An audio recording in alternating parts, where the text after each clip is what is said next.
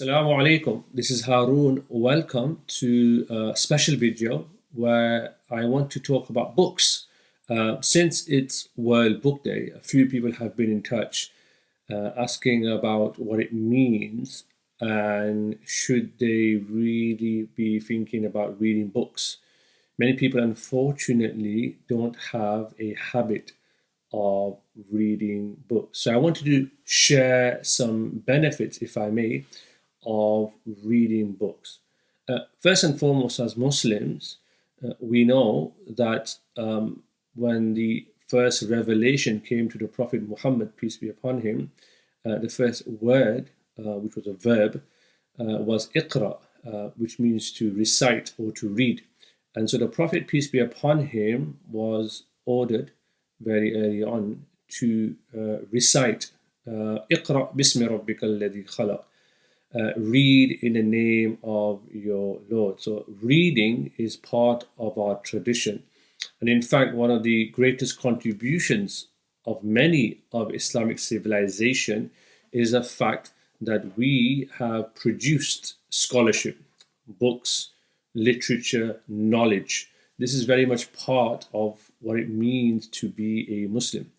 But in our age of social media, of instant gratification, people struggle to read even beyond an article or two.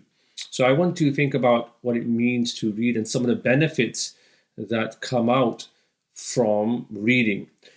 Number one is that it's a form of mental stimulation for our brain. When you read every day, you are stimulating your mental activity. And there's been many benefit research, much research that's come, which talks about this benefit as well. And so as part of our routine, just like many of us would perhaps go to the gym to make sure that every part of our body is exercised, in the same way, we think about our brain in the same way. And the more you keep your brain active through reading, the more you're able to retain its power and capacity as well. Number two, I guess a good benefit of reading is that it helps in stress reduction. Many of us are bombarded with information from many places. Most of the time, it's not even accurate. Most of the time, it's just speculation.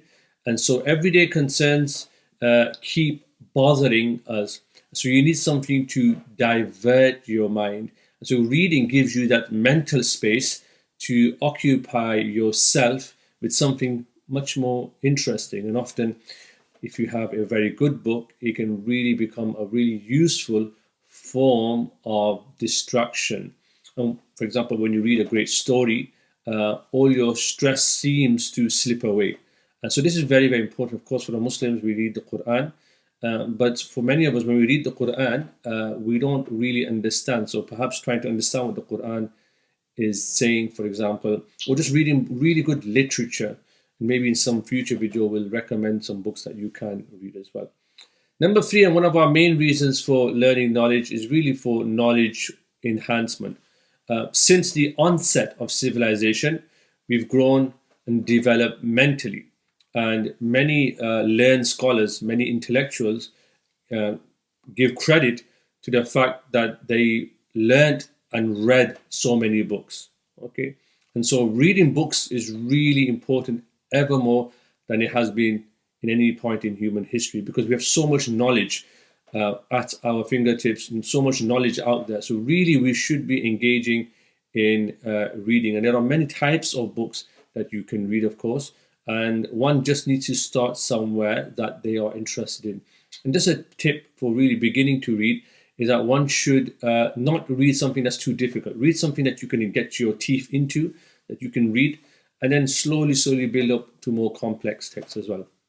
Number four, which is very important, is that by reading, we expand our repertoire of words, our vocabulary. And so this is very important as well. This is one of the key reasons of reading good books as well. So once you develop a habit of reading, you're enhancing your vocabulary. And so any type of book can improve your vocabulary to a really impressive extent as well. And so it gives you command over language.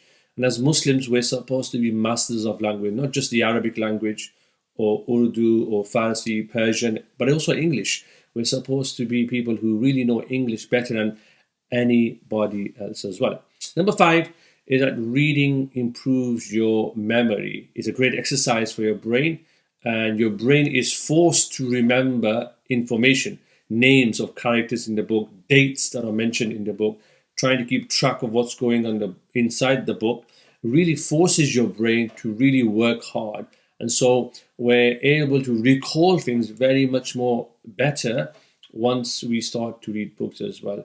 And so your brain becomes, if you like, a machine, a super powerful machine, which in reality is exactly what it's meant to be. And so your brain can retain huge amounts of information, and your brain, as it reads more, it uncovers more, it creates new pathways or synapses as well. And so it strengthens your existing memory, helps to strengthen your short-term memory, and it also stabilizes your mood, as we've mentioned as well. Another benefit, number 6, is that it gives you strong thinking skills, analytical skills. You're able to think critically for yourself. And this is one of the great crises of the modern age, that we're so used to being told what to do and just receiving information. We're not able to critically think anymore, to really think through arguments or things that we hear or things that we read. Does this really make sense based on my own experience? Would this really be true? Right? So reading develops your analytical thinking skills. Nowadays, we just have technology where we just forward messages and we don't even think before we forward something on WhatsApp, for example, whether that's true or whether it's even worth forwarding. We just kind of unconsciously almost forward messages on, and often it turns out a lot of these things are not even true themselves. The 7th benefit is that it improves one's focus and concentration. Especially in our world of distraction, technology has really made us lazy, and everything's available at our fingertips. If we want food, we just sort of order it on our phone, for example. If we want clothes, we just go on the internet on our phones, or we have apps and we can order things. And you can see where this is all going.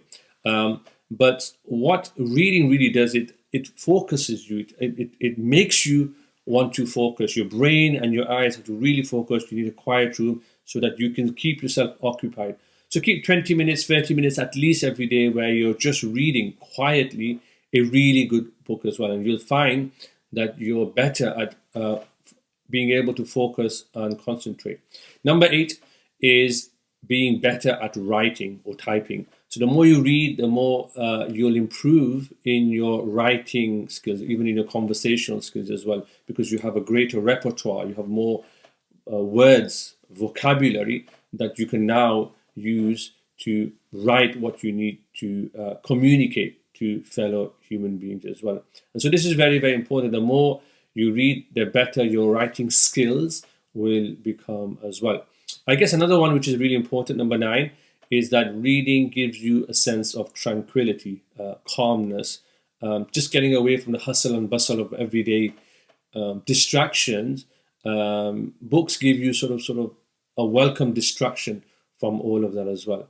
And so it gives you a sense of tranquility. And so this is very, very important. I guess alongside that, it's also a free source of entertainment when many of us are spending money on subscribing to various channels and programs, etc. Books really provide an opportunity for us to really find enriching sources of content and entertainment. So just like your body needs to be kept in good health, your brain needs to be kept in good health. And the best way to do that is through reading. And one really finds themselves liberated the more they read. So let's hope and pray that we can take this virtue, this ethic of reading to ourselves, bring it in our lives, and also pass it on to other people, because this is the contribution of Islamic civilization. Until next time, Assalamu alaikum wa rahmatullahi.